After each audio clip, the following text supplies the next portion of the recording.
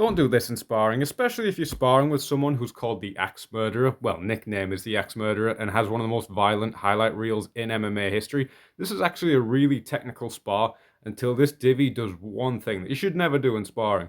So they're having a kickboxing style spar, lots of touching into low kicks, very relaxed hand position because it's that kind of sparring. Probably ridiculously hot. I think that was Team Van. I think it was Vegas, that gym. Or King's MMA, I'm not quite sure. Holding on to the leg, but he's not taking the piss with the shots that he's throwing. He's just tapping and running through. Guy loses balance, falling into his combinations. That's quite a controlled high kick. He stops it well short of the head. Vanderlei circles away, and then they start throwing combinations again. Just probing at the guard. A lot of touching shots into low kicks because it's that kind of light sparring. Inside low kick to measure the distance. The guy does a really good sweep, really making use of Vanderlei's got a good ability to check. So he's using that step around his check to off-balance him. Vanderlei catches an inside sweeps and he's throwing good controlled combinations, cross to the body, closes it with a straight shot. Something you'd never really see Vanderlei do in his actual fight because he was swinging hooks like a bus driver, but a very dangerous bus driver will put you down. The guy does a really spazzy two-touch kick and gets hit with a right cross through the middle with a controlled knee, and they're in the pocket, throwing nice and controlled shots. A lot of it aimed at the forehead because it's so controlled.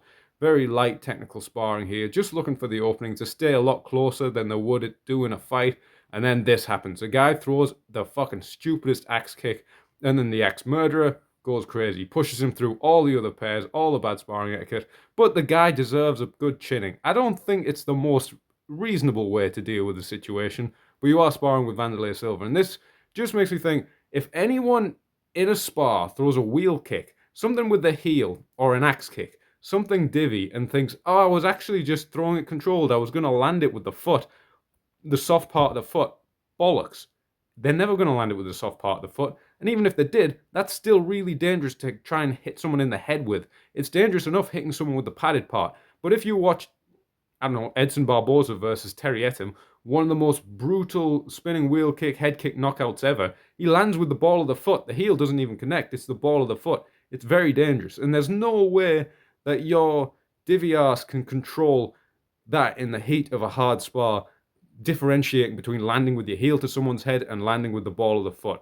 I had one guy do this to me once, some guy who did a bit of taekwondo. I didn't go full Vanderlei to the head, but I did dig some body shots afterwards. It's just divvy. You can't control strikes with the heel. You can't really control strikes of any unpadded area towards the head in sparring.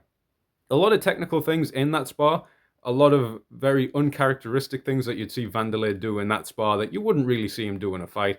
His combinations were just left hook, right hook, but we saw some quite intelligent combinations there in his sparring video. And then big axe kick, especially because the guy just suddenly threw it out of nowhere much faster. Let's go back. Much faster than any of the other strikes in the spar. You don't get that full idea of how the spar was escalating at this point, but it just seems to be out of nowhere and way quicker. He's probably trying to make a name for himself, say he knocked out Vanderlei in the gym. Didn't happen, and he's getting rushed back. I remember watching some Rio Heroes Vale Tudo Brazilian thing where the guy just got marched into a mirror because they were fighting in a gym. The mirror shattered and cut the guy, and then he was declared the loser because he got cut with a mirror. But yeah, don't throw axe kicks in sparring.